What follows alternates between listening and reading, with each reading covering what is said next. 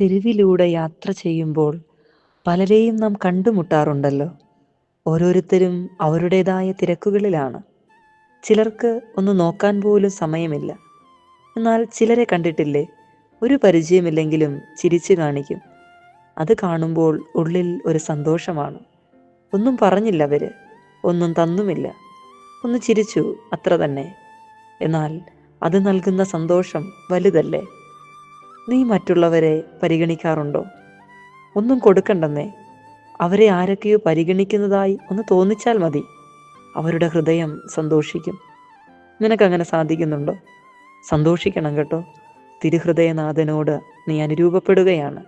കാരണം ആരും പരിഗണിക്കാതെ ബെത്സയിദാ കുളക്കരയിൽ കിടന്നവനെ പരിഗണിച്ച ക്രിസ്തുവിൻ്റെ ഹൃദയമല്ലേ തിരുഹൃദയം. തിരുഹൃദയനാഥൻ നമ്മേവരെയും അനുഗ്രഹിക്കട്ടെ.